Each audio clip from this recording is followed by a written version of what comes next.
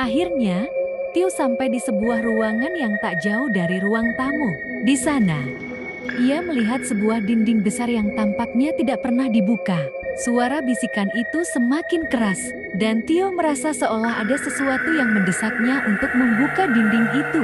Ia mengambil alat dari tasnya dan mulai menggali retakan di dinding tersebut. Tiba-tiba, dinding itu terbuka dengan sendirinya, memunculkan sebuah lorong gelap di dalamnya.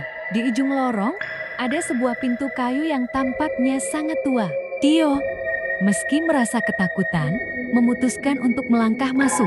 Saat pintu itu terbuka, ia menemukan sebuah ruangan kecil yang dipenuhi dengan barang-barang tua yang berdebu.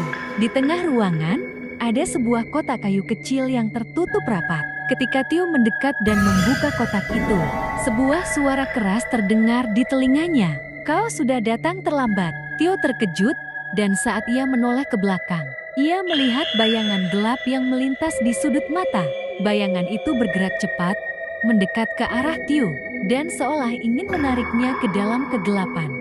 Dalam kepanikan, Tio berlari keluar dari ruangan itu, namun saat ia mencoba menutup pintu, ia menyadari sesuatu yang mengerikan. Dinding di belakangnya bergerak, menutup jalan keluar.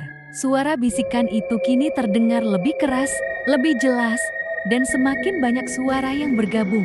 Tio merasa seperti ada yang berusaha mengikatnya di dalam rumah itu. Bayangan itu muncul lagi, kali ini lebih dekat dan lebih nyata. Mata Tio membelalak ketakutan saat sosok itu tersenyum lebar.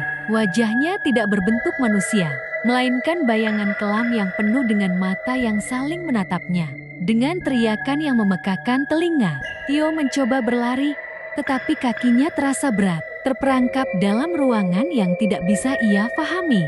Semua suara berhenti sesaat, dan hanya ada suara detakan jantung Tio yang memecah kesunyian yang menakutkan. Bayangan itu mendekat lagi, meremas lehernya dengan lembut, seolah ingin memberitahunya bahwa ia kini sudah menjadi bagian dari rumah. Itu terperangkap selamanya di dalam dinding yang penuh dengan bisikan dan kegelapan yang tidak berujung. Keesokan harinya, warga yang penasaran mendatangi rumah itu lagi.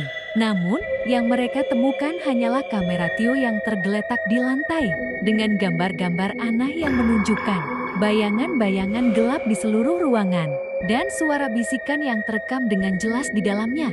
Tapi Tio, ia hilang tanpa jejak, seperti ia hanya menjadi bagian dari rumah yang terkutuk itu, selamanya terperangkap dalam kegelapan.